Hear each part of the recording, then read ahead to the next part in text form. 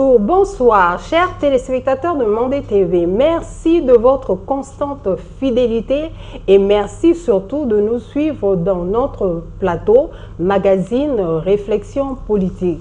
Réflexion politique, comme vous le savez, chers téléspectateurs de Mandé TV, nous permet de poser la réflexion, pousser une réflexion, de répondre à des questions qu'on se pose tout simplement dans le but de pouvoir pousser une énergie positive, des idées positives pour l'Afrique, pour le Mali, pourquoi pas. Né le 26 décembre 1949, franc des colonies françaises d'Afrique, qui devient par la suite franc de la communauté financière africaine. Vous l'aurez bien compris, il s'agit du franc CFA, utilisé dans pas moins de 15 pays africains. Quoi comprendre sur le franc CFA? Quoi comprendre sur la monnaie, on dira, et comment peut-être quelque part sortir de la zone franc CFA. Alors, chers téléspectateurs de Mandé TV, le thème de notre réflexion du jour est « Quelles réformes pour les pays utilisateurs du franc CFA ?» Pour pousser la réflexion, pour en débattre, pour donner des réponses à cette thématique-là, nous avons des invités. Notre premier invité est Dr Lamine Keïta.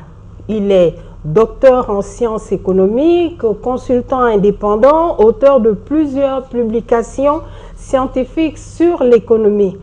Docteur Keïta, bienvenue sur le plateau de Mandé TV. Merci, bienvenue à vous également. Merci pour votre invitation. Merci bien, c'est un plaisir de vous recevoir ici à Mandé TV.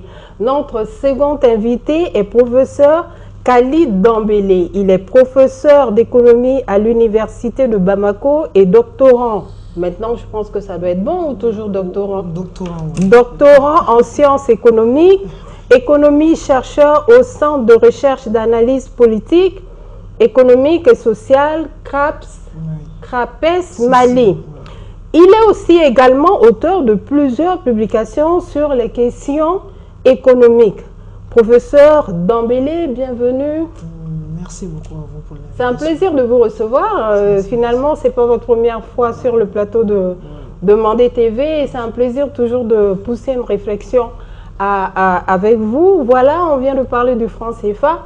Aujourd'hui, il faut le dire, ça fait débat, c'est en discussion au sein des pays qui l'utilisent essentiellement. Les citoyens essayent de comprendre, de savoir.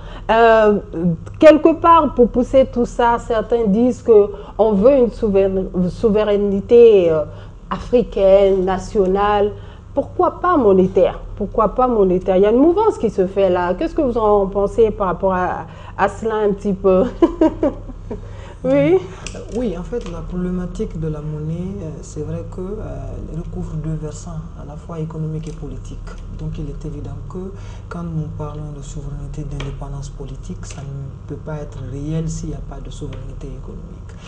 La monnaie est un symbole, la monnaie est une institution. Ce qui fait que, partant de ce postulat-là, beaucoup estiment que la population doit se reconnaître à la monnaie qui est utilisée au sein d'une économie, à la monnaie avec laquelle nous achetons des biens et services. En cela, oui, l'idée d'une souveraineté, on va dire à la fois politique et économique pour permettre à un pays de mieux se développer, depuis tout temps a fait l'objet d'un débat bien cristallisé. Maintenant, la problématique qui demeure toujours, c'est quand est-ce que nous pourrons effectivement affirmer avec objectivité que nous pouvons effectivement nous permettre d'avoir notre propre monnaie à nous, supportée par l'économie et sur la base de quels critères objectifs. Sinon, la question ne se pose pas. Il nous faut bien sûr cette souveraineté monétaire là pour pouvoir effectivement permettre de mieux gérer notre système monétaire, notre politique monétaire en toute indépendance. Tout à fait. Donc, il est clair qu'il faut vraiment que les choses aillent de plein dedans. Par contre, docteur Keïta, vous êtes beaucoup penché sur la question. Vous avez étudié la monnaie, on va dire, sur presque toutes ses formes. Vous avez énormément écrit là-dessus. Plus de 10 ouvrages, pour ne pas dire, si les chiffres sont bons, à peu près 13 2013, si mes chiffres sont bons. Vous avez étudié ça, vous avez touché du doigt tout ce qu'on peut comprendre sur la monnaie, notamment le franc CFA, sur son apport au développement à nos pays africains et tout. Voilà, qu'est-ce que vous pouvez ici nous avancer? Oui, merci madame. En fait, le sujet de la monnaie, du franc CFA en particulier, c'est un sujet qui emballe chaque individu. Ça emballe toute autorité également. Ça soulève beaucoup de fantasmes au niveau de l'individu lui-même. C'est un sujet de grande importance. Et effectivement, lorsqu'on parle de souveraineté, on ne peut pas l'imaginer sans sa monnaie. C'est un sentiment général qui est partagé. Mais cependant, quand on réfléchit à l'expérience, beaucoup de pays, très soucieux de leur souveraineté, se sont regroupés. Ils ont abandonné leur monnaie nationale, ils se sont mis ensemble. Parce qu'ils pensent que lorsqu'ils sont ensemble, et qu'ils vont pouvoir avoir une monnaie encore qui puisse accompagner le développement. Mais malheureusement, l'expérience n'est pas toujours aussi probante. Quand certaines structures quelques zones sont comme menacées d'explosion, alors qu'ils nous servent de modèle. Donc ça veut dire que la monnaie, ça reste un sujet toujours, un sujet effectivement à débat. Faut-il créer sa monnaie de manière souveraine? Faut-il aller en groupement régional? Mais les exemples ne sont pas les meilleurs parce que les pays n'ayant pas la même performance, bon, et à l'arrivée, à l'expérience, se mettre ensemble ne résout pas tous les problèmes. Au contraire, il y a de nouveaux problèmes qui se posent en même temps et auxquels n'a pas trouvé de solution. Vraiment, pour comprendre la monnaie, on va aller tout de suite. C'est quoi la monnaie, en gros?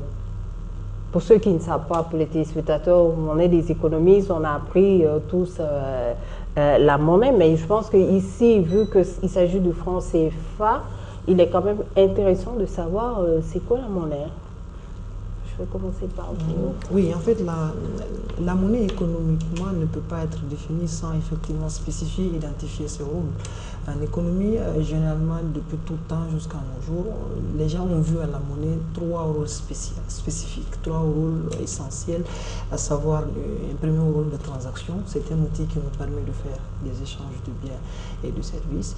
Un second rôle de précaution, on peut garder la monnaie pour effectivement espérer, voilà, au cas où on a des soucis pour pouvoir effectivement se prémunir, mais également aussi et surtout très important, un troisième rôle de spéculation. On garde la monnaie sur nous en estimant que peut-être une meilleure opportunité pourra effectivement se présenter à nous, qu'on pourra saisir avec cet instrument-là. Donc oui, depuis son apparition, depuis la monnaie marchandise jusqu'à ce que nous connaissons aujourd'hui avec les pièces, avec les billets fiduciaires, on a vu à la monnaie ces trois rôles spécifiques-là. Et pour la première fois, un grand philosophe grec, Aristote, fut le premier, bien qu'il n'étant pas spécialiste en économie, effectivement, à décliner ces trois rôles-là. Dans l'histoire moderne de la monnaie, où depuis le XXe siècle, il y a effectivement Keynes qui a confirmé que la monnaie en soi peut jouer effectivement ces trois rôles-là. Donc la monnaie, c'est quoi? C'est un instrument de transaction, de précaution et de spéculation. D'accord, merci beaucoup. Docteur Keïta, vous nous avancer là-dessus? Oui, ce qu'il dit, c'est ce qui habituellement on lui dit de la monnaie. C'est que tout le monde remonte à Aristote. Je me suis toujours posé la question, une science qui évolue toujours vers le premier acteur, est-ce qu'on marche en reculant ou bien on avance? Alors, moi j'ai regardé effectivement, tout le monde définit, en remontant à Aristote, tout le monde définit la monnaie comme telle.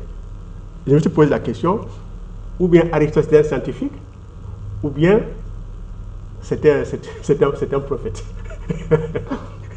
Bon. Mais je n'ai pas vu son nom parmi les prophètes. Donc ce n'est pas un prophète. Donc si je retiens l'aspect scientifique, je dis non.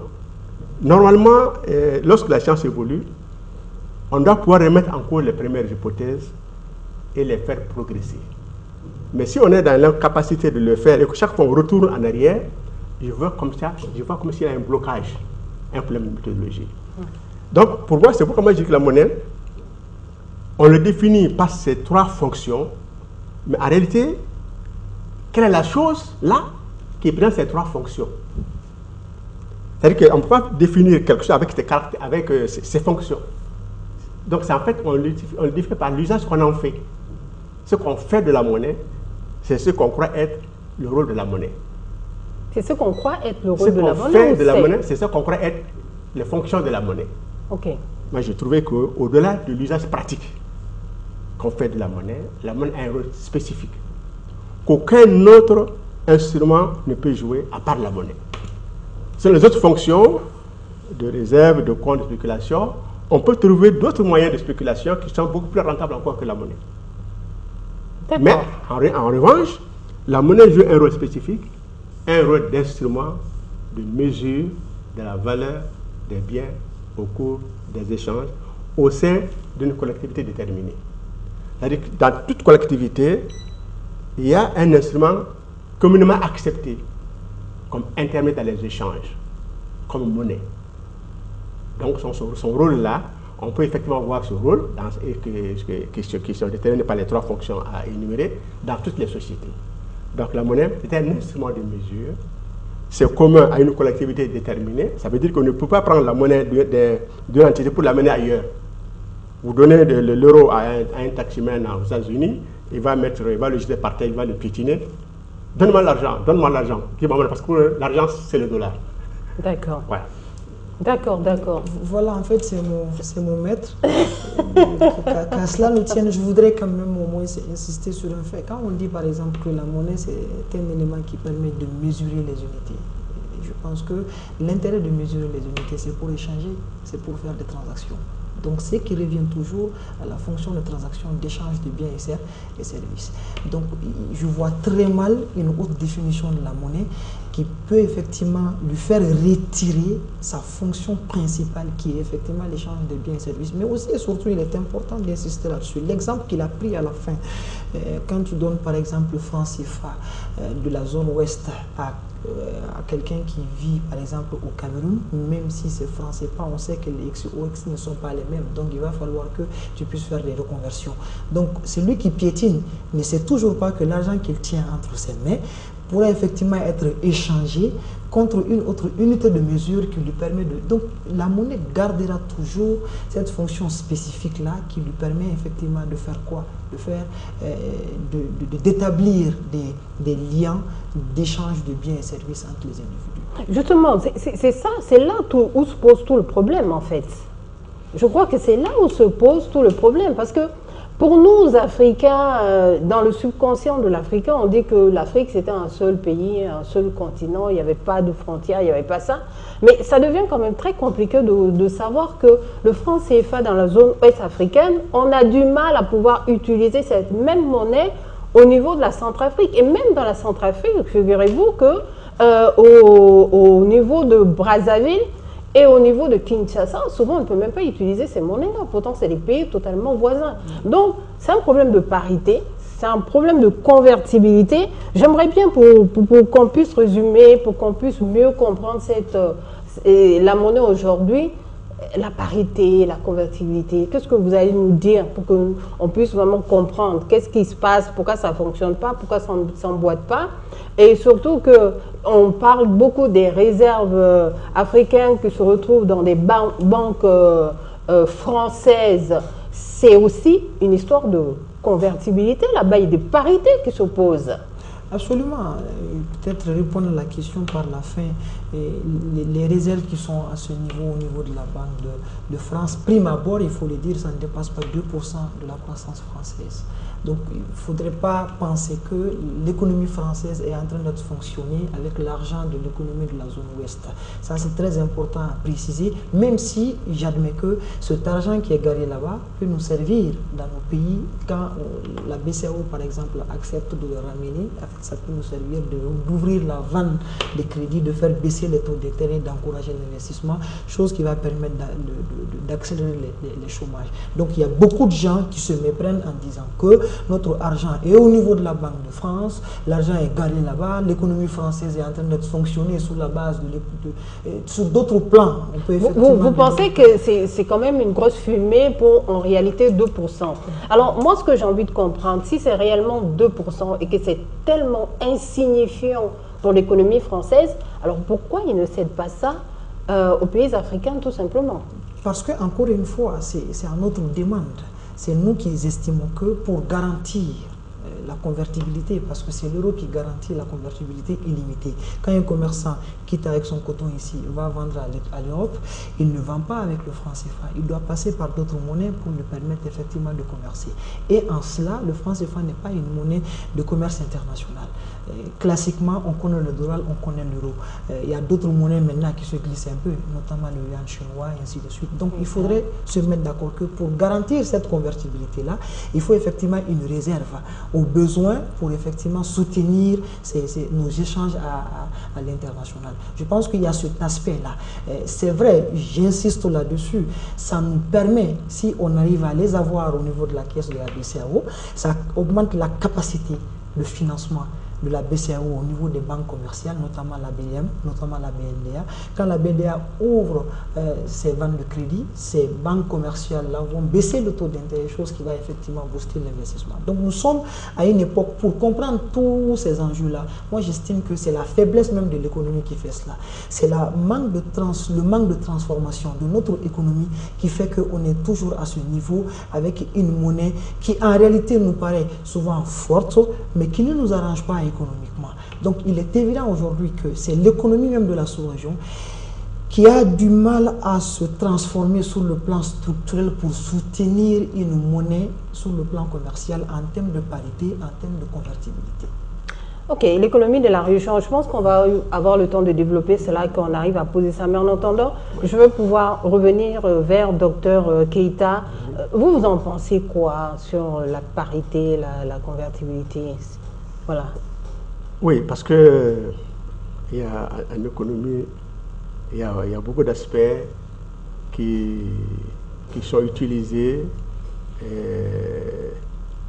mais un peu comme pour décrire les situations qui apparaissent sous le regard des gens. C'est une analyse descriptive, mais qui est assez trop rapide. Il y a monnaie et monnaie. Lorsqu'on prend le franc CFA par exemple, nous disons que c'est une monnaie. Lorsqu'on prend l'euro, on dit que c'est une monnaie. Mais en réalité, est-ce que toute monnaie est également monnaie? Est-ce que le franc CFA est comparable exactement comme l'euro? Quelle est la différence entre les deux? Bien sûr, je parle de l'euro parce que l'euro a remplacé le franc français. J'aurais pu dire le franc CFA et le franc français. Le franc français est une monnaie. Le franc CFA est une monnaie. Mais qu'est-ce qui fait la différence entre les deux? Qu'est-ce qui fait la ressemblance entre les deux? Vous voyez? Donc, ce sont des montages qui sont là, qui historiquement viennent de l'histoire française. Il faut dire que le franc CFA, le franc français, l'euro ou le franc français existe sans aucune référence au franc CFA. Mais inversement, le franc CFA ne peut pas exister si on ne fait pas référence au franc français. À l'euro actuellement? Actuellement à l'euro ou au franc français dans le temps. Okay. Ça veut dire qu'il y a un rapport entre les deux. Ça veut dire que le franc CFA que nous utilisons ici n'a aucune existence en dehors du franc français. Ces deux euros-là, ça fait que le franc français se comporte un peu comme le mètre et le franc CFA se comporte comme le centimètre. On ne peut pas parler de centimètre sans se référer au mètre. De la même manière, on ne peut pas parler de franc CFA sans se référer à quelque chose qui permet de les définir. Donc, en ce moment-là, le franc français a un rôle précis et le franc CFA a un rôle également précis. Comme aujourd'hui, l'euro a un rôle précis, dont découle également le rôle du franc CFA. C'est là où, lorsqu'on comprend que la monnaie est un instrument de mesure, on comprend que dans ce montage-là, la mesure dans nos pays, c'est exactement fondé sur le franc français, dont le franc CFA est un sous-multiple. Donc nous comptons tous en réalité en franc français la valeur de nos objets, ou en euros aujourd'hui, mais l'instrument de mesure qu'on utilise, c'est un sous-multiple du franc français et de l'euro, et qui est le franc CFA. Donc le franc CFA devient comme une sous-unité de mesure. Le franc CFA, c'est comme le centimètre chez nous, quand le franc français, c'est comme le mètre en Europe. Donc quand nous comptons un centième du franc français. Donc ça veut dire que si concrètement on veut parler, ça veut dire que le franc CFA est 1/100 du franc français. Du franc français. Bon, moi je pense que techniquement, en fait, il faut dire la chose suivante. L'arrimage à l'euro est à la fois un choix politique et économique. On sait qu'aujourd'hui, au sein de la zone franc, nous évoluons en parité fixe. C'est ce qu'on appelle en commerce international le taux de change fixe. C'est un choix. Il y a d'autres économies qui évoluent en taux de change variable. Il y a d'autres qui ont un régime intermédiaire entre le fixe et le variable. Donc quand vous évoluez en taux de change fixe, au-delà de l'aspect historique évoqué par le professeur, il est important de maintenir qu'on ne peut pas évoluer en parité fixe sans être arrimé à une autre unité qui garantit la fixité de la monnaie. Donc en cela, effectivement, l'euro apparaît aux yeux de nos autorités monétaires, même si je ne soutiens pas. Donc toute la question, c'est ce que nous gagnons comparativement à ce que nous perdons, puisque tout est une question de coût d'opportunité en matière de choix économique. Est-ce que c'est ce choix d'arrimer le franc CFA à l'euro, de continuer à arrimer le franc CFA à l'euro, de continuer avec un régime de change fixe? Est-ce que comparativement à ce que nous perdons, comparativement à ce que ça nous impacte, parce qu'au jour d'aujourd'hui, mon analyse, c'est que ça nous fait effectivement une économie d'importation, on ne transforme que peu de choses, on consomme plus. Mais justement, peut-être que c'est ça aussi qui nous empêche de pouvoir mettre une économie forte sur place. Naturellement, en fait, ça fait que nous n'avons pas une politique monétaire qui est en phase avec les réalités de notre économie. Par exemple, vous allez prendre la politique monétaire de la BCEAO, qui est l'organe maître même de la chose, qui gouverne en matière monétaire la zone. Il va vous dire que l'objectif, c'est maîtriser l'inflation. L'objectif, c'est de maîtriser la... Quoi qu'il advienne. Quoi qu'il advienne. En fait, leur principal objectif, c'est la maîtrise de l'inflation. En matière de politique, on appelle ça le ciblage d'inflation. Ça vient d'où? Parce qu'on sait que les pays européens ont tout le temps été longtemps focus sur l'inflation. Sauf que nos dirigeants de la BCEAO ne nous disent pas que notre mesure d'inflation ne mesure pas, par exemple, le prix de la tomate, le prix de l'oignon. Donc, vous sortez, par exemple, vous partez dans n'importe quel coin reculé du Mali, vous allez voir que d'un endroit à un autre endroit, il n'y a pas de stabilité de prix en fonction des unités qui sont fixées au niveau des produits en question. Donc, cet objectif-là n'est pas en phase avec les réalités de nos marchés. Premier élément. Deuxième élément, vous êtes dans des régions où effectivement le taux de démographie est très élevé. Pour ne pas prendre que pour le Mali, vous allez vous rendre compte que nous sommes à 6,1 enfants par femme en moyenne. Donc ça veut dire que le taux de naissance est très élevé par rapport au taux de mortalité. Chaque année, vous avez de nombreux jeunes qui rentrent sur le marché du travail, des bras valides qui sont prêts à travailler. Ils ne pourront pas être embauchés s'il n'y a pas d'investissement. On ne saurait investir s'il n'y a pas d'argent au niveau. Du coup, je vous garde, avant de partir chez Dr Keita, c'est de savoir, est-ce que la convertibilité est une propriété de la monnaie? Pour toute monnaie, sauf si tu es une monnaie internationale. Donc c'est une propriété? C'est une propriété. Si ta monnaie n'est pas conversible à l'international, tes commerçants qui exportent ne pourront pas commercer. Ça, c'est un fait. Au jour d'aujourd'hui, il nous faut un mécanisme qui permet à notre monnaie de se convertir pour pouvoir commercer, à l'exportation comme à l'importation. Maintenant, tout est une question de est-ce que le système qui garantit cette convertibilité-là est un système qui est en phase avec nos réalités économiques. De mon point de vue d'analyste économique, j'estime que non, il faut effectivement revoir, pas sortir du franc CFA, mais revoir les mécanismes qui gouvernent le système monétaire de la zone franc. Parce que pour moi, on a beau attribuer, non juste pour chuter, on a beau attribuer par exemple une histoire coloniale au franc CFA, franc des colonies, c'est la France qui est derrière. Force est de reconnaître qu'au jour d'aujourd'hui, il y a suffisamment d'experts économiques, pas moi, des gens qui sont dans le domaine, qui proposent des choses qui ne sont pas forcément fous, qu'on peut écouter, qu'on peut adopter pour revoir, pas. Le franc CFA pour moi, reste une appellation, mais sortir de ce système-là qui empêche nos économies de se transformer. D'accord, on va voir, peut-être qu'on aura des pistes pour pouvoir trouver des pistes de sortie pour cela. Forcément, il y en a, mais aujourd'hui, c'est un débat qu'on doit vraiment mettre sur la place pour que tout le monde s'approprie de cela et puis fasse avancer les choses. Moi, je veux vous demander, la convertibilité est une propriété de la monnaie, Dr Keita? Bon, on va dire que la monnaie, c'est un instrument d'échange propre à une collectivité. C'est ça son rôle. Mais que la monnaie de ma collectivité soit convertie avec la monnaie d'une autre collectivité, une volonté politique peut amener les deux entités à se mettre d'accord. Parce que comme c'était un instrument de mesure de la valeur est relative à la collectivité. Ce qui est valeur chez vous ne l'est pas ailleurs, valeur ailleurs. On vous a dit que si on vous amène... Donc vous le rejoignez en ce moment, quelque part. Mais après ça, moi j'aurais une question quand même. Il n'y a pas de problème. Il n'y a pas de Ok. problème. On vous a dit que par exemple, si vous amenez par exemple l'euro en Amérique, vous donnez son taximan, il va vous jeter ça au pied et piétiner pour amener-moi de l'argent, parce que pour lui, il n'y a aucun rapport entre les deux.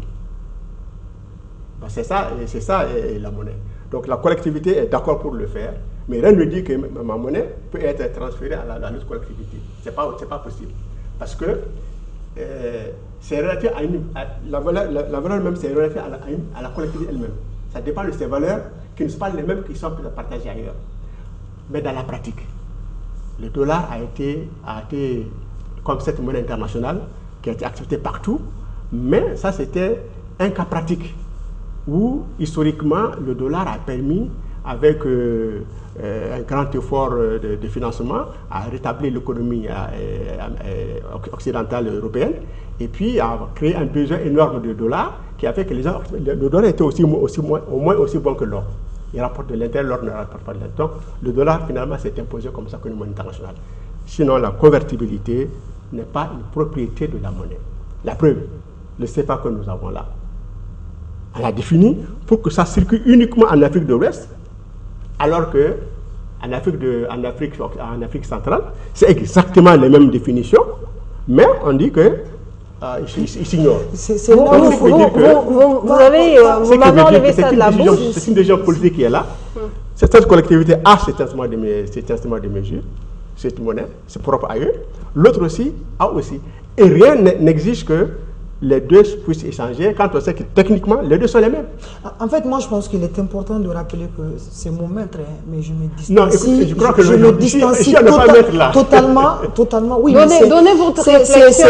C'est important. Oui, mais en fait il est important puisque même dans votre introduction, quand on dit par exemple un doctorat en professeur, c'est peut-être pour le commun des mortels ça passe, mais dans le monde académique ça pose problème. C'est pourquoi je dis c'est mon maître. Je voudrais insister sur le fait que si la monnaie, la convertibilité n'est pas une propriété propre à la monnaie n'a pas de raison d'existence. Pour la preuve, non mais je ne suis pas d'accord avec lui, pour la preuve qu'il dit quand vous amenez de l'euro aux États-Unis d'Amérique, vous le donnez à un taxi. Mais ça ne se passe pas comme ça, la convertibilité, je suis navré. Pour quelqu'un qui a 13 livres sur la monnaie, ça pose problème. La convertibilité, tu dois savoir que quand tu arrives avec l'euro en Amérique, qu'il y a des coins pour convertir l'euro en dollars pour pouvoir commercer, pour pouvoir échanger.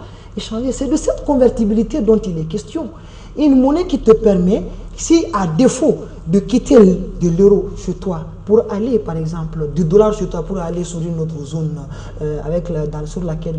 au sein de laquelle zone on n'utilise pas la chose, tu dois savoir qu'une fois là-bas, il y a une autre unité de mesure qui te permet de passer par cette unité de mesure-là pour avoir la monnaie qui est acceptée. Donc quand on parle de convertibilité propre à la monnaie, c'est de ça dont il est question. Certes, on ne peut pas commercer avec le franc CFA en France, mais une fois en France, on peut échanger le franc CFA, par exemple en euros, pour pouvoir commercer. C'est là où on dit le franc CFA est convertible en euros. Donc dire que la convertibilité, je ne sais pas depuis quel cadre de référence on a cette réflexion-là, mais je le dis avec force que je le maintiens. La convertibilité dont il est question, c'est de passer par une autre unité de mesure pour pouvoir converser. Il ne s'agit pas de prendre ta monnaie chez toi pour aller... là, on ne parle pas de convertibilité.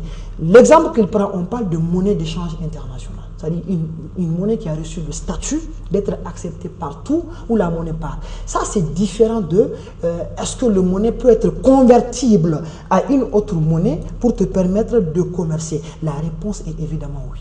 La réponse est évidemment oui. Maintenant, la question que moi je voulais poser, et je pense que franchement, il me l'a sorti de la bouche pratiquement, professeur, c'était vraiment de savoir Pourquoi le franc CFA, qui a la même valeur ici en Afrique de l'Ouest, quand on va en Afrique centrale, on est obligé de changer, pourtant c'est la même valeur, c'est le même franc CFA. Mais c'est ça qu'on a du mal à comprendre. Vous n'avez pas à avoir du mal à comprendre. Le CFA et le dollar, on peut comprendre parce que ce n'est pas les mêmes valeurs. Oui, mais là, je vous explique simplement. Justement, c'est pour que vous nous éclaircissiez là-dessus. La zone à laquelle vous faites référence, c'est l'Afrique centrale, c'est une union qui leur est propre. L'UEMOA est une union monétaire également qui nous sont propres. Donc quand vous dites que quand vous quittez cette union-là pour partir, c'est comme quand vous dites par exemple qu'on sait que les États-Unis d'Amérique ont réussi l'intégration à la fois politique et économique. Quand vous quittez par exemple la zone euro, et vous prenez l'euro, vous partez par exemple aux États-Unis d'Amérique, que les Américains doivent accepter, ce n'est pas la même union, ce ne sont pas les mêmes unions. Donc il faut effectivement pouvoir convertir à la monnaie de l'Union pour pouvoir commercer. Donc, j'estime que sur un plan purement économique et monétaire, cette question-là est très bien justifiée. Nous n'appartenons pas à la même union économique et monétaire. La prochaine question par rapport à ça, c'est pourquoi n'allons pas en Europe volonté politique. Volonté politique. Ah, oui. Pourtant, je crois qu'on niche quand même à la même Banque de France, que ce soit en Afrique de l'Ouest et tout, non? Oui, en fait, encore une fois, on a dit c'est une zone, dans la zone il y a deux unions, mais c'est une zone dont la monnaie garantie, la monnaie, sa stabilité, sa garantie est donnée à la Banque de France. Maintenant, si vous voulez faire en sorte que l'Union ouest-africaine et l'Union de l'Afrique centrale se joignent, ça c'est plus une question, c'est vrai, techniquement économique, mais la clé de voûte, c'est effectivement entre les mains des politiques. Entre les mains des politiques. Ouais. Et vous, qu'est-ce que vous direz par rapport à ça? Oui, je voulais dire qu'en fait, c'est pourquoi je disais qu'entre deux monnaies, il faut un montage institutionnel. C'est un accord qui permet de faire passer une monnaie à l'autre pour permettre également de faire la convertibilité. Okay. Mais ce n'est pas automatique. La convertibilité, vous pouvez décider que votre monnaie n'est pas convertible, que ça reste chez vous. Le CFA a été décidé, il ne circule que chez nous. Mais je ne suis pas d'accord que comme quoi vous amenez le franc CFA en France, que vous allez avoir de l'euro là-bas, ce n'est pas vrai. Si vous allez avec le franc CFA en France, vous allez retrouver avec les mêmes francs CFA. Personne ne va le prendre. Ça, c'est très clair. Donc, ce n'est pas une question d'égalité mathématique, mais c'est un montage institutionnel. On limite le franc CFA à nos zones. On peut créer une monnaie et faire en sorte qu'on le reconnaît dans ces zones. Docteur, c'est que vous dites très grave. Quand je termine, vous allez intervenir. Donc, c'est un montage institutionnel qui peut permettre à deux monnaies d'être l'un par rapport à l'autre. Si on peut décider que notre monnaie ne circule nulle part que chez nous, ça ne diminue pas, ça ne diminue en rien sa valeur en tant que monnaie. Donc, c'est pourquoi il dit la conversion n'est pas une politique. À quoi servent alors les bureaux d'échange? Pardon? À quoi servent alors les bureaux d'échange de monnaie? Tu veux voyager par exemple, il y a tellement de monnaies qui je voudrais juste, non mais écoutez, ce que vous dites est très grave, je vous jure. Vous partez, vous voulez voyager par exemple sur l'Europe, vous vous rendez à l'aéroport, c'est certainement que ça vous est arrivé, Fadima. Vous échangez votre franc CFA. Mais tu n'as pas le choix aussi. Oui, mais à partir de cet instant-là, tu dois savoir, nous devrons être d'accord que si ce n'est pas convertible, depuis lors, la personne qui te donne l'euro va te dire non, en fait, moi je n'accepterai pas votre franc CFA. Ma préoccupation majeure, c'est qu'il dit monnaie propre à une collectivité. Personne ne peut dire le contraire, hein, mais il faudrait comprendre que nous sommes à l'époque de la mondialisation, nous sommes à l'époque des exportations et des importations. Sans quoi vous n'aurez pas votre téléphone, sans quoi cette caméra-là ne va pas nous filmer, parce que ça a été produit à l'extérieur et ça a été importé. Je suis navré, si la convertibilité n'est pas une propriété propre à la monnaie, nous ne serons pas là à effectivement être filmés par des caméras, parce que c'est avec notre franc convertis en euros qui nous a permis de les acheter. Avant peut-être de quitter notre pays, qu'à cela ne tienne, on les a quand même convertis. Donc on ne peut pas réduire la monnaie à une communauté propre, vous convertissez entre vous, parce que nous avons des besoins dans la zone ouest africaine par exemple, que notre économie ne peut pas satisfaire. Nous dépendons, si vous prenez ne serait-ce que le Mali, 80% de ce que nous consommons vient de l'extérieur. Comment importer, comment exporter si on n'a pas de monnaie qui serait convertible, d'autant plus que notre monnaie franc CFA n'est pas une monnaie internationale, n'est pas une monnaie communément acceptée par tous les commerçants à l'international. Donc c'est là où le franc CFA se doit de passer par une autre monnaie de référence pour pouvoir commercer, en l'occurrence l'euro. D'accord. Je persiste là-dessus. Cette convertibilité-là, je ne le dis pas, tu donnes 10 000 francs à un Français, il va prendre. Non, tu passes par l'euro pour lui payer son argent. En cela, le franc CFA est convertible. D'accord, mais est-ce que là où le bas blesse pour dire, c'est pas aussi au niveau de la convertibilité où quelque part on a l'impression d'être un petit peu magouillé? Voilà, c'est peut-être ce taux-là aussi qui met beaucoup mal à l'aise, peut-être docteur Keïta, c'est ça, si je comprends bien? Oui, c'est-à-dire qu'il y a des explications un peu trop rapides. En fait, ce n'est pas le CFA qui achète en réalité. La monnaie n'achète rien en réalité. Ce sont les produits qui s'échangent contre des produits. Nous exportons des produits dont l'extérieur a besoin. Et avec ça, nous avons des devises qui vont nous permettre d'avoir accès également aux autres produits étrangers. Mais la monnaie, le CFA, est d'usage interne. On n'a pas besoin de passer par le CFA pour avoir accès au... Parce que le CFA lui-même, il faut l'acheter. Lui, il ne veut pas acheter. On n'achète pas avec la monnaie. On achète avec des produits, les produits que nous produisons dont l'extérieur a besoin. Donc, ces échanges-là ne passent pas par le système. Ce n'est pas la monnaie en tant que telle. Mais ça ne répond pas. Ce sont les produits que nous vendons et dont l'extérieur a besoin. C'est ça qui nous donne des devises. Avec quelqu'un, on peut acheter ce que l'extérieur aussi produit. Ça ne répond pas à la question de la convertibilité de la monnaie. Non, la convertibilité, je vous ai dit que ce n'est pas une preuve de la monnaie. La preuve du franc CFA. Le franc CFA, on ne le retrouve que chez nous. Mais c'est là où vous faites attendez, le franc CFA, il est que dans les 14 pays. Vous ne le trouvez nulle part ailleurs pour pouvoir le convertir. Donc, et lorsque vous parlez par exemple quand vous parlez par exemple de garantie, vous garantir la convertibilité extérieure de quelque chose qui ne se trouve nulle part. On s'engage pour rien. Non, on garantit sa convertibilité. Mais il se trouve nulle part. Vous le retrouvez nulle part que chez nous. Oui, mais cela n'enlève pas en sa propriété, sa caractéristique intrinsèque à pouvoir passer par une autre monnaie pour pouvoir acheter, qu'on soit d'accord ou pas, c'est une évidence. Aujourd'hui, pour acheter un produit à l'étranger, avant de quitter ton pays, tu dois échanger ta monnaie à une autre monnaie qui est acceptée. C'est là où je dis la convertibilité de la monnaie existe, c'est patent. Parce que si toutefois on ne peut pas convertir en euros, on n'allait pas accepter. Vous croyez que pour vous, on ne peut pas acheter sans convertir le franc CFA? Non, je ne dis pas qu'on ne peut pas acheter sans convertir le franc CFA. Je vous explique une notion très élémentaire, cher doyen. C'est quoi? C'est que le franc CFA que nous utilisons, je suis l'un des premiers à me lever contre ce système monétaire-là. Ça, ce n'est pas un débat. Mais il est évident que quand vous dites que cette convertibilité du franc CFA ne représente pas une propriété spécifique à la monnaie, je m'inquiète. Parce que la monnaie, vous avez beau vouloir donner un autre rôle de définition par rapport à ça, vous revenez à l'unité de mesure qui sert à faire quoi? Qui sert à faire des transactions. Pourquoi mesurer si on ne veut pas échanger? Donc, ça revient à sa fonction de transaction.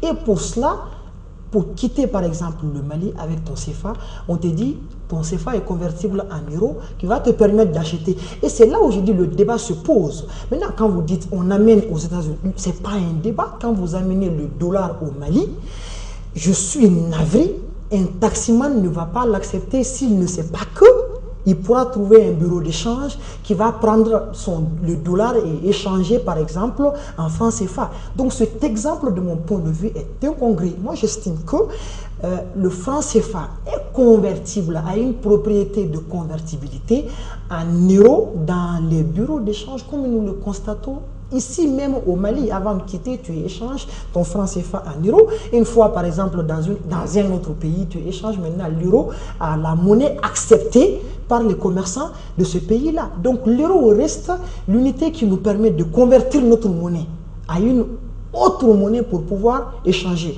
Maintenant, sur la problématique, nous n'achetons pas, ce n'est pas le franc CFA en réalité, mais ce sont les produits qui sont échangés contre les produits. Cela ne souffre d'aucune contestation, mais ce n'est pas l'objet. Est-ce que la convertibilité est propre à la monnaie? En l'occurrence, le franc CFA est convertible à l'euro. Peut-être qu'on va revenir dans les livres de... Vous savez, avant 1993, les valises entières de France se trouvaient à l'extérieur, qui étaient échangées effectivement en francs français par le trésor français. Mais depuis 1993, on a interdit cela.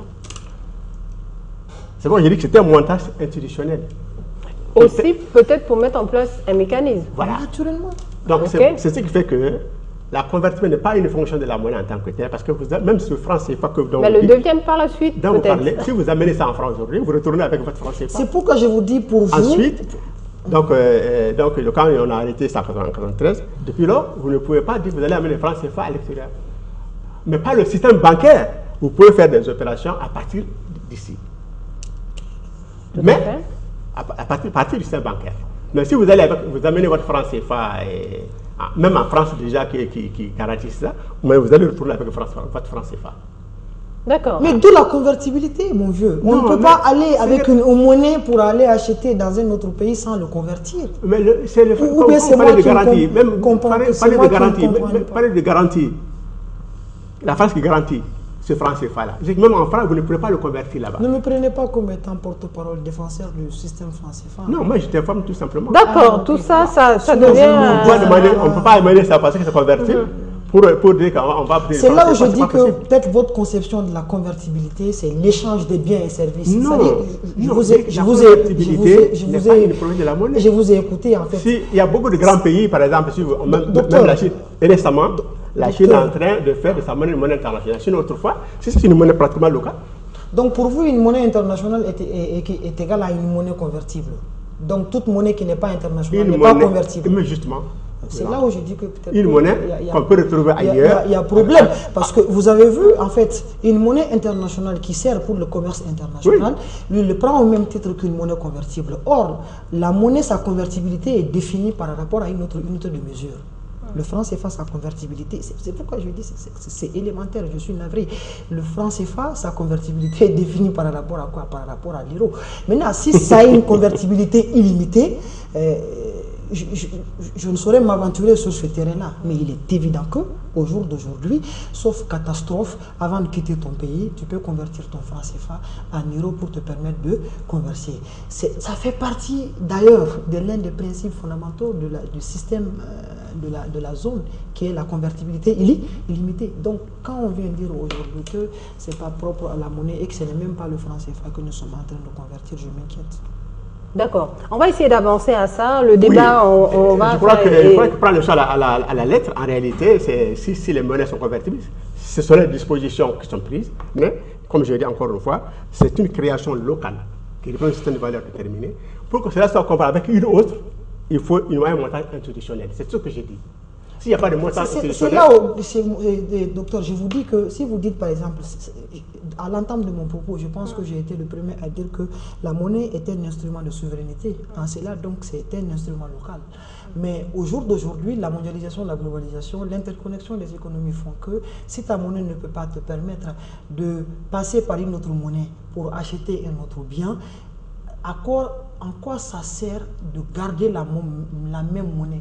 Même si vous estimez que cette monnaie-là a de la valeur aux yeux de ceux-là qui l'utilisent à l'interne. C'est pourquoi je dis que j'ai beau être critique envers le système qui effectivement gouverne la zone franc, mon entendement de la convertibilité fait que je me dis, quand tu as le franc CFA au Mali, avant de quitter, tu peux quitter le franc CFA vers l'euro pour te permettre de commercer. En cela, toute monnaie qui n'a pas une valeur de convertibilité aussi minime soit-elle, n'a pas de raison d'exister au sein d'une économie pour la simple et unique raison qu'aucune économie au monde, chère Madame Fadima, ne peut exister longtemps dans l'autarcie. Tu seras obligé en économie de sortir pour aller acheter.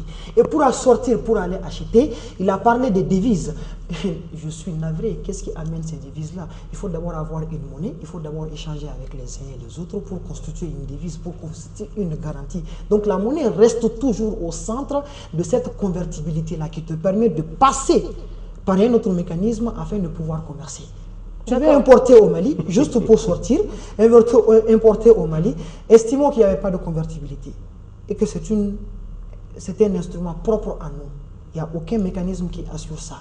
Ce n'est pas une propriété obligée que le franc CFA doit avoir. Parce que suivant l'analyse très dangereuse de monsieur Keïta, c'est quoi? C'est que si nous estimons que nous sortons par exemple de cette zone, on peut mettre une monnaie en place où on ne va définir aucune convertibilité avec une autre monnaie parce que ce n'est pas propre à la spécificité de la monnaie.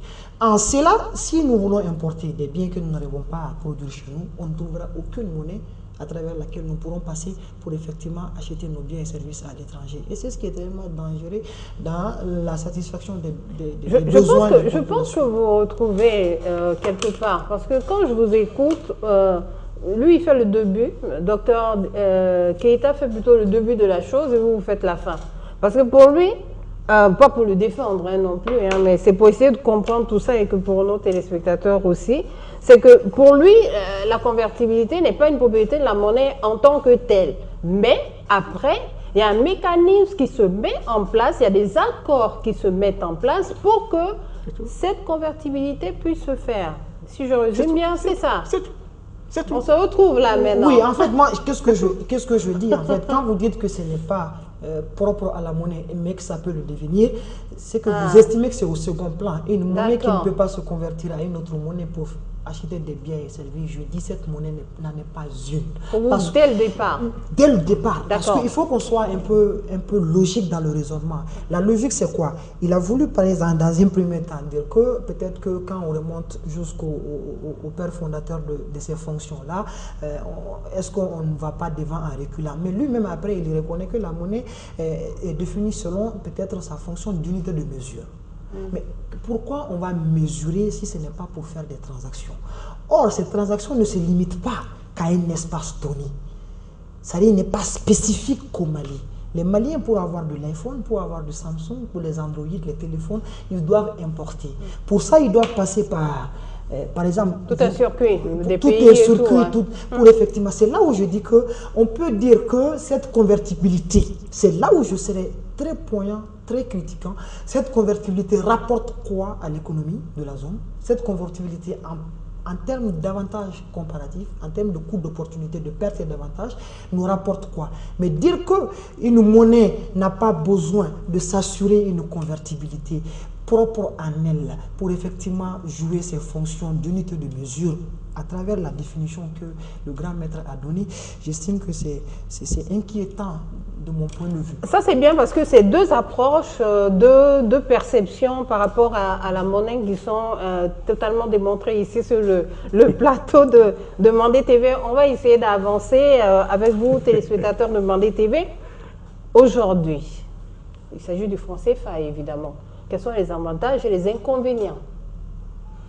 Bon, en fait, je trouve que je suis très mal placé au regard de mes écrits, de mes sorties depuis 5 ans sur la question pour parler des avantages. Mais l'objectivité scientifique m'impose de reconnaître que tout n'est pas à rejeter. Pas du franc CFA, mais plutôt de la zone franc. Parce que moi, mon analyse ne se fonde pas qu'uniquement sur l'appellation. C'est vrai que, je l'ai dit tantôt, voilà, la monnaie est un objet de socialisation. La monnaie est un objet d'instrument politique, de souveraineté, d'indépendance. Mais au-delà de tout ça, la monnaie, je suis navré, était effectivement un instrument de politique économique qui permet à l'économie de prendre son envol, de se développer, qui permet aux gens de gagner de l'argent et de vivre bien. En cela, je dis, est-ce que l'appellation franc CFA, le débat, on doit changer de monnaie franc CFA, est-ce que si on s'arrête qu'à l'appellation, on fait quelque chose? Pour moi, c'est l'espace, même le système monétaire qui gouverne la zone, qui, de mon point de vue, depuis 1939, c'est vrai, vous avez rappelé décembre 1945 avec la venue de France. Mais la zone franc, c'est effectivement septembre 1939. Nous sommes en 2023. Bientôt, quoi, 80-90 ans, nous sommes toujours un pays d'importation. Nous sommes toujours des pays avec des niveaux de développement très bas. L'indice de développement humain très... Tout n'est pas lié qu'à la monnaie. Il y a des volontés politiques qui manquent ici et là. Mais force est de reconnaître que ce système-là participe effectivement à plomber notre envol économique. Maintenant, en termes d'avantages, il est évident que relativement certaines monnaies, avec son système de fixité avec l'euro, ça ne volatile pas. sauf si l'euro va en hausse. Et même là, il faut reconnaître que c'est défini par rapport à une unité bien précise. Donc, ce qui fait que nos commerçants qui sont à l'étranger, tant qu'ils ont l'euro, ils ont cette assurance de convertibilité avec lui. Et c'est une monnaie également trop forte parce qu'on sait que l'euro est très cher. Donc, quand le franc CFA est arrimé à l'euro, si l'euro est cher, automatiquement le franc CFA devient effectivement cher. Ce qui fait que à l'importation, on est avantageux, mais à l'exportation, on est désavantageux. Or, quand tu importes, ce sont tes devises qui sortent. Donc, quand tes devises se sortent, l'argent devient de plus en plus rare. En économie, ce qui est rare devient cher. C'est pourquoi vous avez, la BCEAO n'a pas le choix. Il y a des taux d'intérêt à 2 chiffres depuis plusieurs années. Et quand le taux directeur de la BCEAO augmente, forcément, le taux d'intérêt des banques commerciales aussi vont augmenter, ce qui décourage les investissements. On ne crée pas d'emplois et vous avez des jeunes qui vagabondent, qui se transforment en... C'est pour ça qu'on voit certains pays qui ont très bien compris cette politique, notamment au Maroc, en Égypte, où toute personne qui vient dans le pays, ils font tout vraiment pour que tu sors le moins possible avec moins d'argent, quoi. Voilà. Docteur Keïta, aujourd'hui, vous avez des avantages. Bon, avantages et inconvénients, c'est trop rapide parce que il faut bien comprendre toutes les règles à l'intérieur, c'est-à-dire on a dit que l'objectif de la zone, c'est de combattre l'inflation. Et là aussi, c'était un faux objectif parce qu'en réalité, les gens ne comprennent pas que le franc CFA, on l'achète. C'est comme un produit qu'on a acheté, qu'on ne peut pas non plus fabriquer chez nous. Donc quand vous achetez un produit, c'est comme n'importe quel bien qui se change contre des biens. C'est comme pratiquement une économie de trop. Donc l'inflation est impossible. Vous n'avez pas la possibilité de créer, d'avoir de la monnaie. Et la monnaie que vous l'avez déjà achetée. Il devient comme un produit de valeur connue. Donc, il devient comme un intermédiaire dans les échanges. Donc, comme une économie de troc. Donc, l'inflation, le risque, c'est zéro. Mais quand ils se mettent à parler, on dit que l'objectif, c'est l'objectif. L'objectif, c'est l'inflation, le combat de l'inflation. L'inflation même est impossible dans la zone. Ensuite, il n'y a pas de création monétaire. On peut passer, lorsque la crise se développe, on doit trouver un système capable d'accompagner, de précéder la création de la richesse. Mais nous, il faut d'abord créer la richesse pour acheter le franc CFA. Donc, là aussi, ce mécanisme-là n'aide pas le développement. On achète la monnaie, on a une économie de troc, et en même temps, pour acheter, il faut avoir créé déjà de la richesse pour avoir la monnaie. Or, la monnaie, on pourrait créer à l'avance pour accompagner l'activité économique et créer des richesses. Donc, c'est un système qui fonctionne un peu à l'envers. Il faut créer de la richesse pour avoir la monnaie. Or, la monnaie devrait être placée à l'avant pour précéder la création et lancer l'activité économique. D'accord. Voilà. Vous pensez que ce mécanisme doit se poser comme ça et du coup, bon, en fait, sur l'inflation, vous allez peut-être nous faire ressortir l'impact de cette monnaie sur le développement. En fait, pour l'inflation, est-ce qu'on peut avoir de l'inflation ou pas? Je ne serai pas aussi dans l'affirmation forte que mon professeur. Moi, j'estime que, en fait, en matière d'inflation en économie, c'est souvent lié à plusieurs fonctions, à plusieurs causes plutôt. Il y a plusieurs causes qui peuvent provoquer l'inflation. Seulement, tel que défini par la BCEAO, on cible l'inflation, on cible la stabilité du prix. Pour moi, c'est une politique qui, non seulement en termes d'impact, on ne voit pas trop parce qu'il n'y a pas assez de maîtrise des prix sur les marchés. Or, quand vous dites que vous allez cibler l'inflation, il faut être capable de maîtriser les prix. L'inflation dans la zone euro, dans la zone plutôt franc, est définie à travers un indice de prix à la consommation qui ne prend pas un certain nombre de biens de consommation de base que nous consommons tous les jours. Ce qui fait que les prix de ces biens-là augmentent sans que l'inflation n'augmente pas. On a l'impression qu'on est à 2% d'inflation avec une marge d'erreur de 1%, mais tu vas trouver que sur le marché, le panier de la ménagère dit tout à fait le contraire. C'est là où je dis que cette politique d'inflation, de mon point de vue, a des soucis. Mais aussi et surtout, compte tenu des spécificités même de l'activité économique de la zone, vouloir faire focus sur l'inflation, c'est réduire la masse monétaire au sein de l'économie. C'est faire en sorte que la monnaie ne puisse pas, la quantité de monnaie ne puisse pas augmenter au sein d'une économie. Or, si la quantité de monnaie n'augmente pas, c'est très mécanique, c'est arithmétique. Hein. Ça a été développé par Erwin Fischer. Si la quantité de monnaie n'augmente pas, très généralement le taux d'intérêt va augmenter parce que le taux d'intérêt est une fonction, on va dire, décroissante de l'augmentation de la monnaie. Donc quand la masse monétaire augmente, le taux d'intérêt baisse. Quand la masse monétaire baisse, le prix de l'argent devient très cher. Or, le prix, c'est quoi? C'est le taux d'intérêt. Quand ce prix augmente, juste, je ne vais pas être long, mais quand ce prix de l'argent augmente, qui est le taux d'intérêt, ça décourage les investissements. Ça décourage les créations d'emplois. Or, s'il n'y a pas de création d'emplois, le chômage va augmenter, le pouvoir d'achat va baisser. C'est ce malaise-là qui fait que la réalité patente nous dit quoi? Nous dit que vous êtes dans une zone où l'objectif devrait être plus la création de l'emploi, l'investissement, la transformation structurelle de l'économie, parce qu'il faut le reconnaître, on n'a même pas encore fini la révolution agraire. Notre économie a plus forte raison de vouloir transformer pour le secteur industrie. Donc pour ça, il faut effectivement ouvrir les crédits, il faut donner de l'argent, il faut que l'argent circule pour permettre aux gens effectivement de transformer, de créer de l'emploi.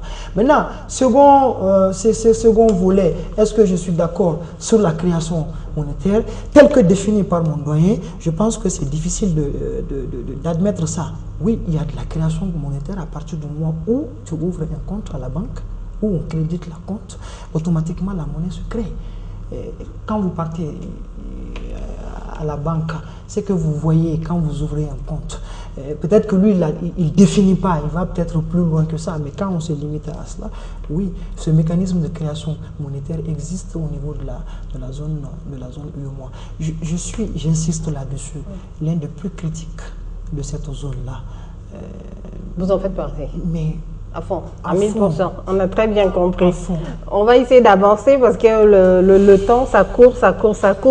Aujourd'hui, on a compris un peu ces mécanismes, avantages, inconvénients, l'impact sur l'économie aussi. Je pense qu'on a un petit peu compris ça. Il y a aussi une problématique qui se pose, c'est la problématique de l'impression de la monnaie. Voilà, ça aussi c'est une problématique parce que ça ressort beaucoup, les gens ils en parlent, on ne comprend pas, on ne maîtrise pas. C'est l'occasion de pouvoir avoir un peu d'éclaircissement sur ce sujet-là. En fait, on peut amener la planche à billets pour imprimer de la monnaie. Pour moi, ça c'est pas...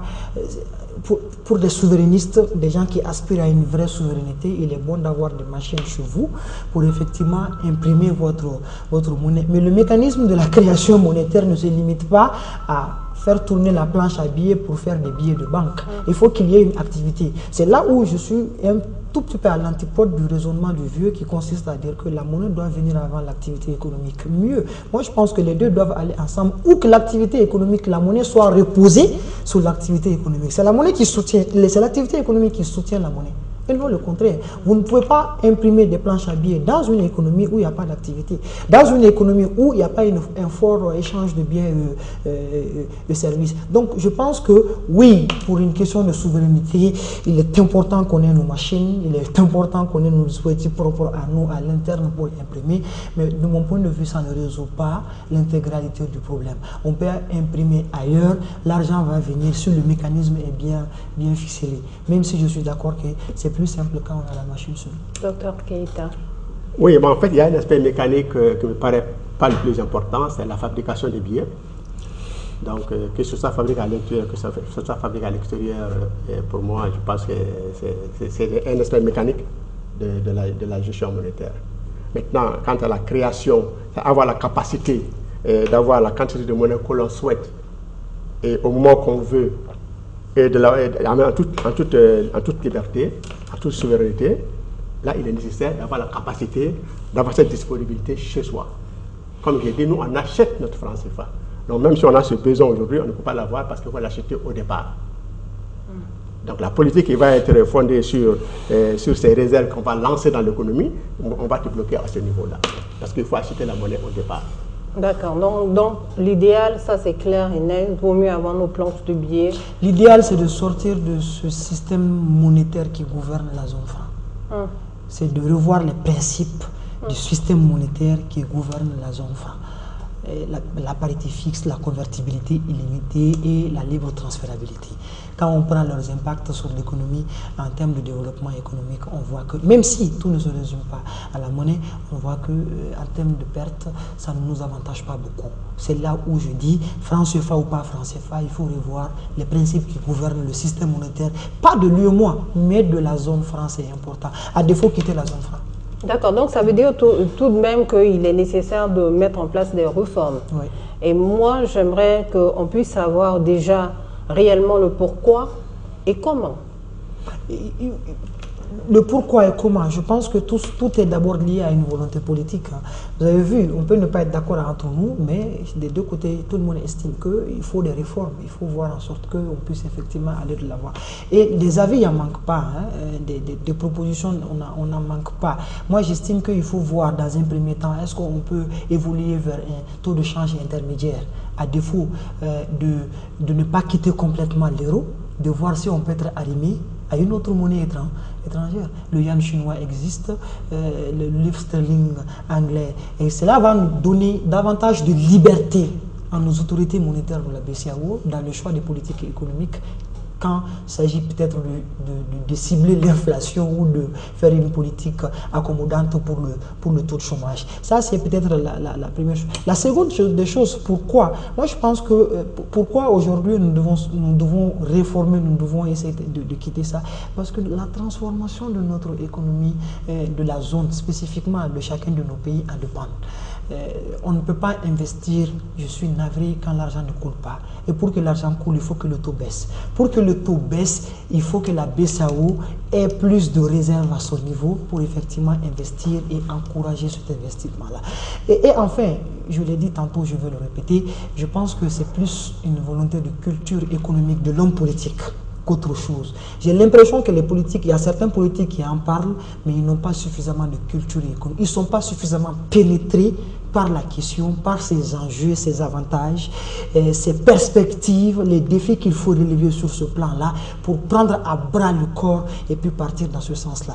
Un seul pays, j'insiste là-dessus, ne peut pas se permettre, je ne soutiendrai jamais ça, un Mali quitter aujourd'hui et créer sa propre monnaie. Mais je pense qu'avec des groupes, avec une volonté partagée, on doit pouvoir... on va peut-être arriver avec les recommandations. Moi, je me retourne vers vous. Les réformes nécessaires, votre avis?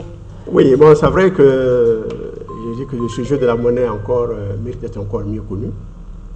Et j'avais dit dans mon intervention que de grands pays se sont mis ensemble pour faire plus. Mais à l'arrivée, ils ont l'impression de faire moins parce que l'Union semble être menacée d'éclatement. Et à chaque moment, on se demande comment il faut faire pour progresser, ou comment faire pour ne pas éclater. Et ce qui veut dire qu'en réalité, il n'y a aucun mal à ce qu'un pays prenne son destin en main et qu'il utilise la monnaie comme un instrument de développement et non pas comme un outil de souveraineté, parce que l'expérience prouve que ce n'est pas un instrument de souveraineté. La monnaie a des rôles précis qu'il faut respecter. Et si on ne le respecte pas, vous serez obligé à la longue d'en vivre les conséquences. Lorsqu'on dit que dans la zone franc, on crée l'inflation, en réalité, je dis que l'inflation même est impossible et que même ils créent des situations où ils vont créer ce qu'ils appellent l'inflation, mais en réalité, c'est la déflation. Comme par exemple en 1994, lorsqu'on dit qu'on a dévalué le franc CFA, on a évalué l'inflation à 42%. Or, c'est une situation qui est impossible avec l'inflation. C'est une déflation qui est là. Pourquoi? Parce que la manière dont on a procédé modifie la mesure des prix. Les prix baissent, mais comme on a changé d'instrument de mesure, on croit que les prix augmentent. Et on va créer l'inflation, on va calculer l'inflation, alors qu'en réalité, c'est tout à fait impossible. Parce qu'on n'a pas une bonne théorie de la monnaie. Ce n'est pas seulement intermédiaire dans les échanges, parce que comme intermédiaire dans les échanges, avant la monnaie, il y avait d'autres produits qui ont joué ce rôle. Mais comme instrument de mesure, oui.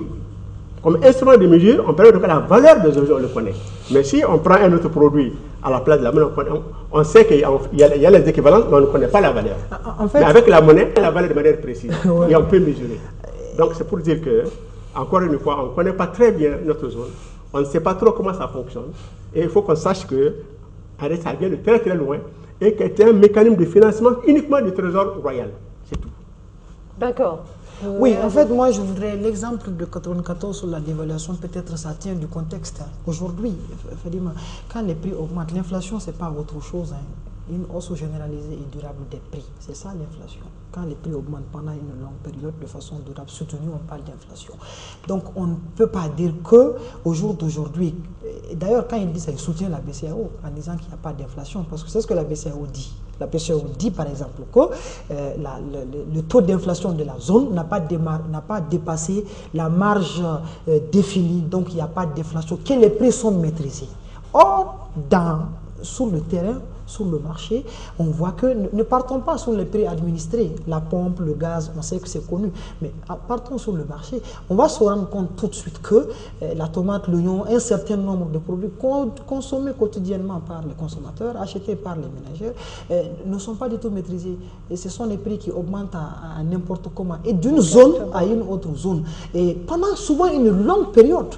Donc on ne peut pas d'une zone à une autre zone. À une autre zone, les prix augmentent. Tu vas voir que quand vous achetez, qui joue aussi. Ouais, il y a plusieurs facteurs qui font ça. Mais même Bamako, vous prenez par exemple le marché de Sawaribou, vous allez voir que le prix les marchés donc c'est là qu'il n'y a pas de mécanisme de maîtrise de prix sur ces marchés-là. Donc vouloir faire une fixation sur l'objectif de maîtrise de prix sans les institutions fortes pour faire le contrôle ne sert mais strictement, je dis bien strictement à rien.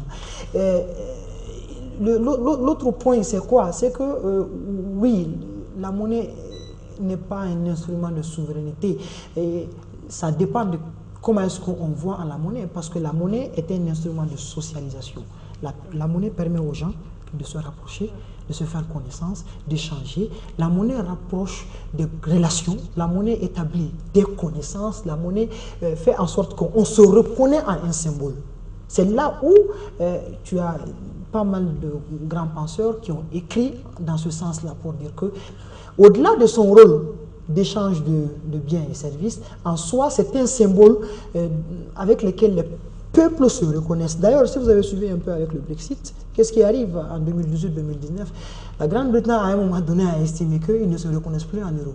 Au-delà de ces avantages et inconvénients en termes de... Ils disent que, c'est-à-dire depuis la création de la zone euro, depuis leur adhésion, ils ont voulu garder leur livre sterling. Parce que pour eux, c'est une question de reconnaissance. Quelle réforme pour les pays africains utilisateurs du franc CFA? On a bien compris que voilà, il y a des inconvénients, il y a des avantages quelque part, qu'il faut vraiment revoir ce mécanisme, revoir cette politique-là. Donc, moi, j'ai juste une question à vous poser. Quelle réforme et quelle proposition politique d'accompagnement, tout simplement? Moi, je pense qu'il faut avoir des institutions saines, en fait. Il faut avoir des banques qui sont en phase avec nos réalités économiques. Il faut avoir une politique monétaire qui est en phase avec l'activité économique de la zone. Au jour d'aujourd'hui, continuer à cibler l'inflation, continuer à rétrécir la quantité de masse monétaire au sein de la zone ne fait que continuer à décourager l'investissement. Premier élément. Deuxième élément, il faut une bonne volonté politique avec une culture économique importante. J'ai l'habitude de dire que l'homme politique de notre époque manque de culture économique. Il y a 50 ans, quand on remonte un peu à 1960, peut-être que je n'étais pas encore là, mais vous allez vous rendre compte que ça n'a pas marché pour plusieurs raisons. Mais Modibo Keïta avait une vision d'indépendance à la fois politique et économique.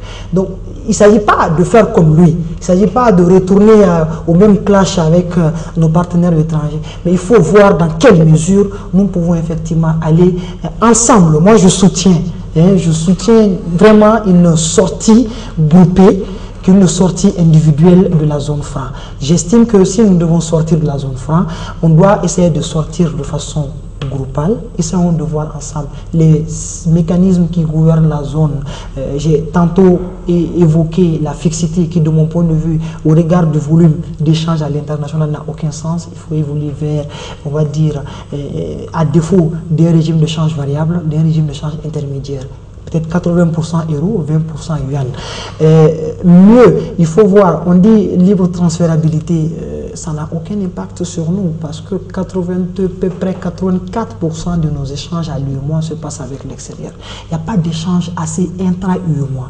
Ce qui voudra dire que quand vous dites que le système franc nous assure une libre transférabilité, pas vous quoi de façon générale, ça n'a pas d'impact sur nous parce que l'économie n'arrive pas à transformer. Nos économies sont plus similaires que complémentaires. Tu vas voir que le Mali fabrique le coton, le Bénin fabrique le coton, la Côte d'Ivoire fait du coton, le Burkina fait du coton. On va échanger le coton contre le coton, ça n'a pas de sens. Donc il faut abandonner avec ce principe-là.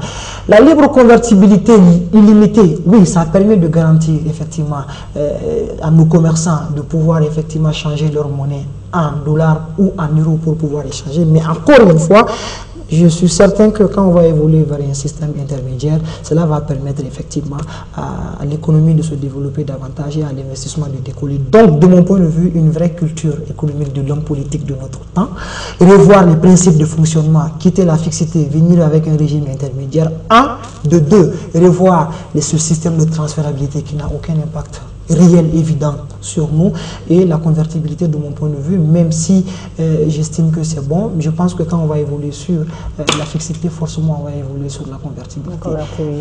Et rendre nos institutions plus saines avec la réalité. Nos institutions plus saines avec la réalité. C'est vrai. Donc, encore une fois, je dis que moi je ne dis pas qu'il faut sortir, mais je dis qu'il faut d'abord comprendre comment la zone fonctionne.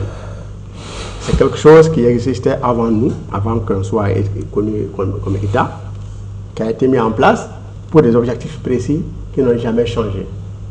Alors, vouloir réformer quelque chose qui a un objectif bien calé, c'est prendre le risque toujours de répéter toujours les erreurs du passé. Donc, il faut être suffisamment de courage. Et c'est vrai que le courage à 15 sera pratiquement impossible à réaliser. Donc, autant qu'un pays qui a suffisamment la volonté d'assurer le développement de son pays prenne l'initiative du développement de son propre pays, en ayant en place une stratégie qui va avec cet objectif-là. Sinon, le franc CFA est un moyen de financement du trésor français. Un point intérêt, c'est tout. C'est ça son objectif.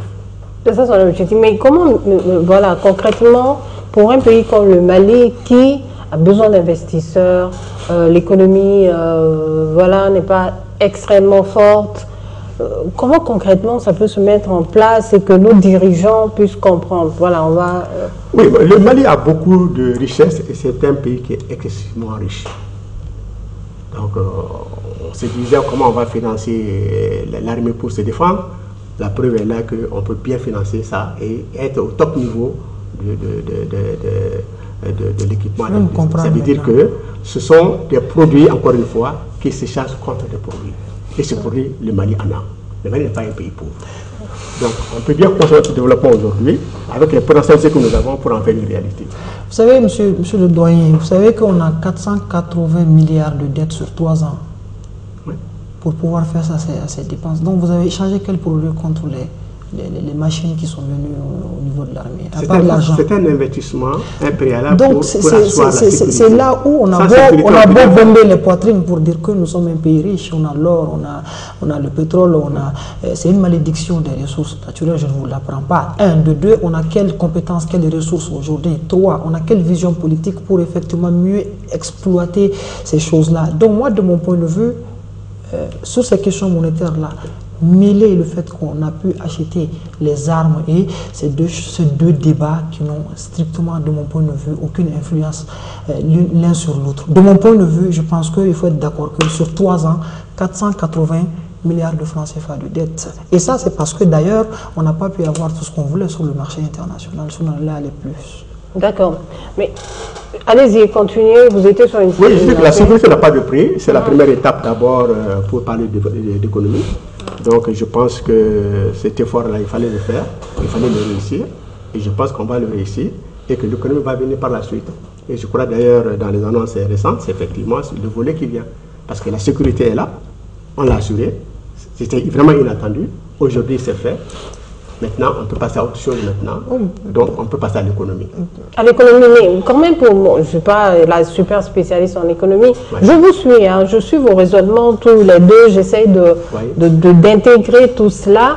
Mais il y a un problème aussi qui se pose beaucoup en économie. C'est par exemple l'industrialisation, comment dire, les infrastructures et tout.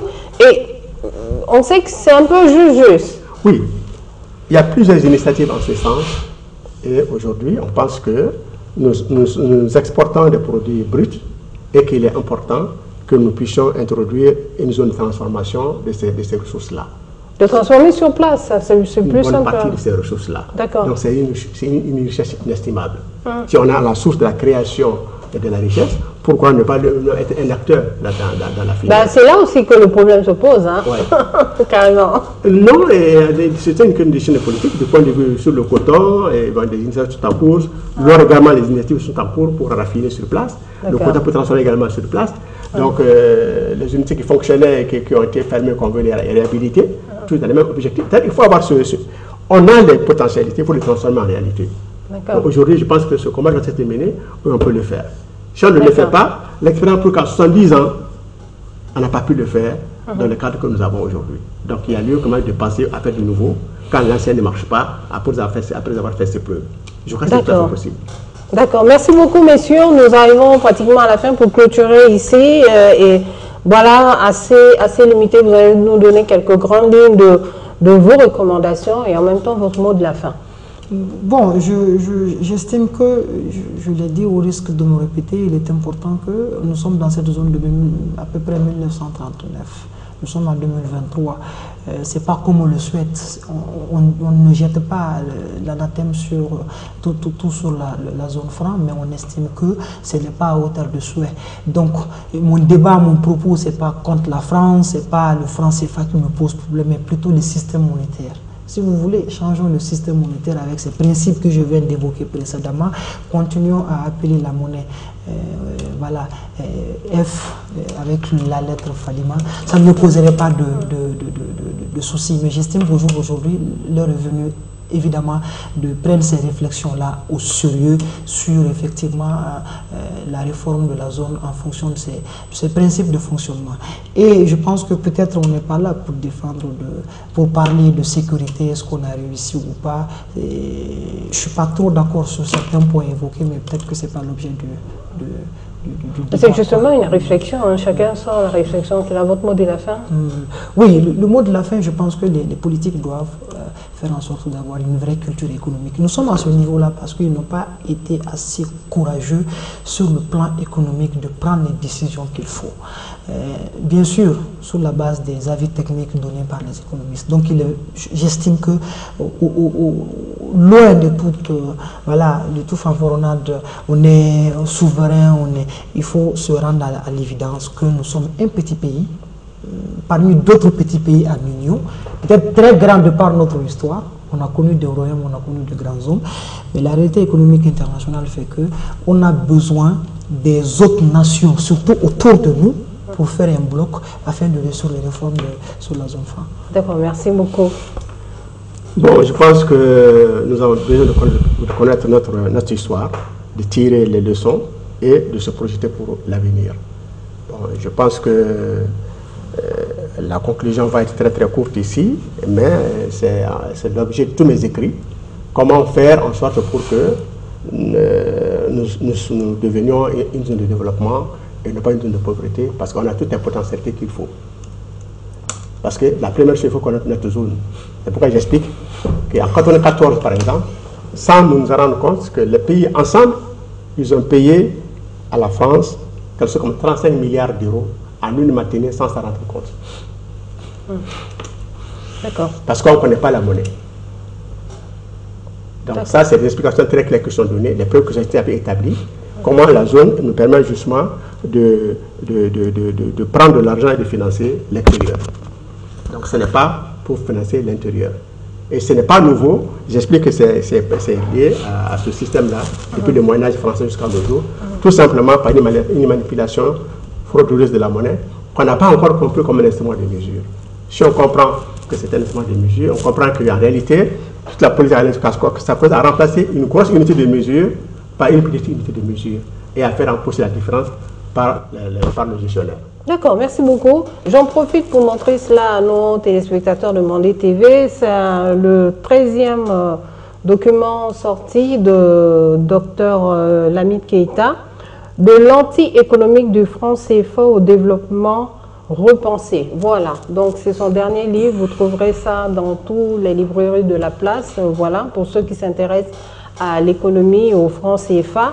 Ce qu'il faut retenir de cette réflexion, et la réflexion, vous allez la pousser évidemment chez vous, nous allons sûrement revenir développer encore davantage cette réflexion. On a eu des recommandations, ce qu'il en sort, c'est qu'il faut vraiment repenser les réformes, il faut repenser ce mécanisme-là, le système monétaire dans la zone franc, vraiment à revoir. Donc, téléspectateurs de Mandé TV, notre thème est quelle réforme pour les pays utilisateurs du franc CFA? Pour en débattre, pour discuter, pour pousser la réflexion, nous sommes avec Dr Lamine Keïta, docteur en sciences économiques, consultant indépendant, auteur de plusieurs publications scientifiques sur l'économie.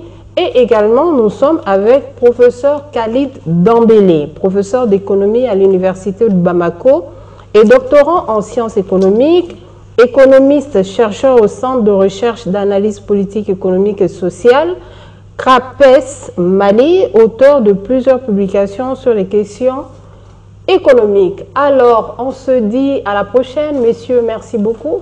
Docteur Keïta, merci d'avoir été des nôtres. Plaisir. Professeur Dambélé, voilà, ça a été une bonne réflexion.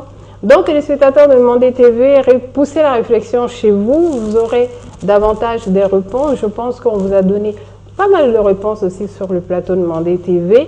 On se dit à la prochaine, une autre fois, pour un autre sujet de réflexion. Je profite pour remercier la partie technique qui a assuré la technique de cette émission. Restez toujours sur les ondes de Mandé TV.